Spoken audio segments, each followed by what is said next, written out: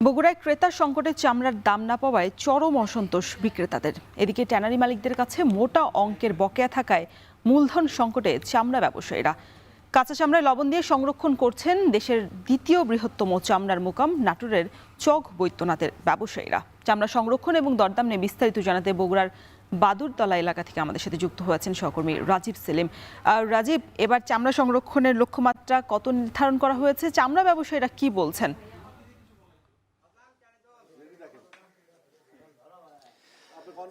রওশন, বগুড়ায় চামড়ার ব্যবসায়ীরা যে পরিমাণ চামড়া সংরক্ষণ করতেন গেল কয়েক বছর ধরে সেটি কমতে শুরু করেছে এবং এই বছর যে বড় ব্যবসায়ী তারা চামড়া কেনেননি এবং সংরক্ষণ করছেন না। শুধুমাত্র ছোট এবং ক্ষুদ্র ব্যবসায়ী যারা রয়েছেন, ছোট গুদামে যারা সংরক্ষণ করেন তারা সংরক্ষণ করছেন। এবং আমরা ঈদুল আজহার দিন অর্থাৎ গতকাল কোরবানির দিন দেখেছি সকালে কোরবানির পশু জবাইয়ের পর থেকেই কোরবানির চামড়াগুলো কোরবানির জন্য নির্ধারিত জায়গায় পড়ে থাকতে দেখেছি। ক্রেতা সংকটের কারণে আসলে সেগুলো বিক্রি হয়নি এবং দিনভর যখন ক্রেতা সংকটের কারণে তারা বিক্রি করতে পারেননি তখন বিকালে তারা এই চামড়াগুলো নিয়ে চামড়ার গুদাম এলাকায় আসেন এবং এই চামড়াগুলো ফরিয়া এবং ক্ষুদ্র যে মৌসুমি ব্যবসায়ী রয়েছে সেই মৌসুমি ব্যবসায়ীরা সেই চামড়াগুলো কেনেন এবং মৌসুমি ব্যবসায়ীরা যখন চামড়া গুদাম এলাকায় চামড়া বিক্রি করতে আসেন তখনও ক্রেতার এক ধরনের সংকট ছিল, সে কারণে তারা অনেকটা ক্ষতির সম্মুখীন হয়েছেন। এবং এখানে বাদুরতলা এলাকায় যে চামড়ার ব্যবসায়ীরা রয়েছেন তারা বলছেন যে তাদের মোটা অঙ্কের টাকা ট্যানারি মালিকদের কাছে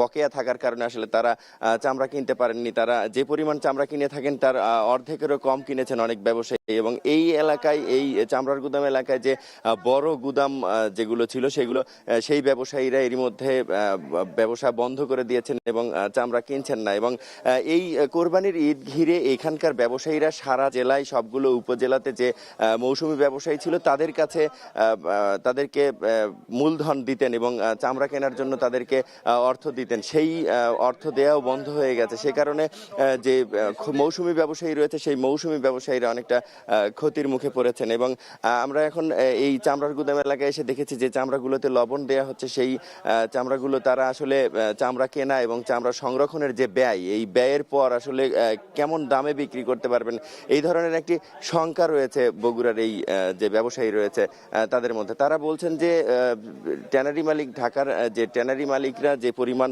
অর্থ তাদের বকেয়া রেখেছে সেই অর্থগুলো দিলে তারা চামড়াগুলো কিনতে পারতেন এবং যে পরিমাণ তাদের লক্ষ্যমাত্রা ছিল প্রত্যেকটি ব্যবসায়ী যে পরিমাণ চামড়া কিনতে চেয়েছিলেন সেই পরিমাণ চামড়া কিনতে পেতেন। কিন্তু এই যে ব্যয়ের কারণে তারা লবণের দামের কথা বলছেন, লবণের দাম বেশি যে কারণে তারা তাদের সংরক্ষণেও কিছুটা বিঘ্ন করছে। এবং চামড়ার এই যে কোরবানির ঈদ ঘিরে যখন চামড়া যখন বেশি কোরবানির ঈদ ঘিরে যখন চামড়া আসলে বেশি হয় সেই সময়টিতেই আসলে বাজারের অবস্থা খুবই খারাপ হয়, সেই সময়ে চামড়ার দাম অনেকটাই কমে যায়। সেই কারণে সরকারিভাবে উদ্যোগ নেওয়া হয়েছে এবং মাদ্রাসা, এতিমখানা এবং লিল্লা বোর্ডিংগুলোতে লবণ সরবরাহ করা হয়েছে এবং সেখানেও চামড়া সংরক্ষণ করা হয়েছে।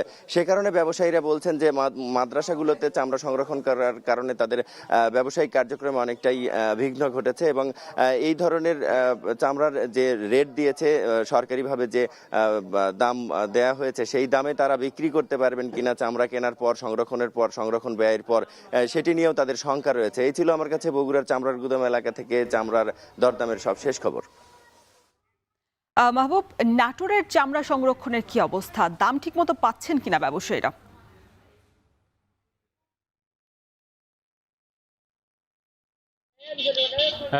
আপনি প্রথমে যে প্রশ্নটি করেছেন সেটি দিয়ে যদি শুরু করতে চাই, আমরা সকালবেলা এই নাটোরের যে বাজারগুলো আমরা সেটি ঘুরে দেখেছি এবং বেশ কিছু মৌসুমি ব্যবসায়ীরা তারা আজকে এই 14 ঘন্টা পরে কিন্তু তারা চামড়া নিয়ে আসছে। আমরা মৌসুমি ব্যবসায়ীদের সঙ্গে কথা বলছি, তারা যেমনটি বলছেন তারা গ্রামগঞ্জে যে বিভিন্নভাবে তারা 1100-1200 টাকায় তারা যে গরুর চামড়া ক্রয় করেছেন সেটি কিন্তু এখানে নিয়ে এসে তারা মাত্র 900 থেকে 1000 টাকা পর্যন্ত তারা দাম পাচ্ছেন। অর্থাৎ প্রতি চামড়ায় কিন্তু তাদেরকে যে 100 থেকে 200 টাকা যে লোকসান সেটি কিন্তু তাদেরকে গুনতে হচ্ছে। এছাড়া যে খাসি বকরির যে চামড়াগুলো সেটি কিন্তু যারা মৌসুমি ব্যবসায়ীরা রয়েছেন তারা যেটি কিনে নিয়ে এসছেন যে 70 থেকে 100 টাকা পিস, সেটি কিন্তু এখানে এসে 20 থেকে 30 টাকায় কিন্তু তারা বিক্রয় করছেন। তো এই বছর আমরা যেটি দেখতে পেয়েছি যে গত বছরের তুলনায় কিন্তু এবছর চামড়ার যে আমদানি সেটি একেবারেই কম হয়েছে।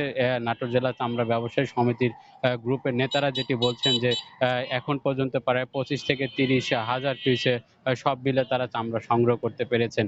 অর্থাৎ গত বছরের তুলনায় প্রায় 20 থেকে 30 হাজারের কম তারা চামড়া সংগ্রহ করছেন। এর কারণ হিসেবে তারা যেটি বলছেন যে বিভিন্ন মাদ্রাসা এবং এতিমখানায় যে লবণগুলো দেওয়া হয়েছে সেই লবণগুলো দেওয়ার কারণে এই কাঁচা চামড়ার সেটি আসেনি। যার কারণে হয়তো আগামী শুক্রবার অর্থাৎ ১ সপ্তাহ পরে যে লবণযুক্ত চামড়া সেই চামড়াগুলো এই বাজারে আমদানি হবে।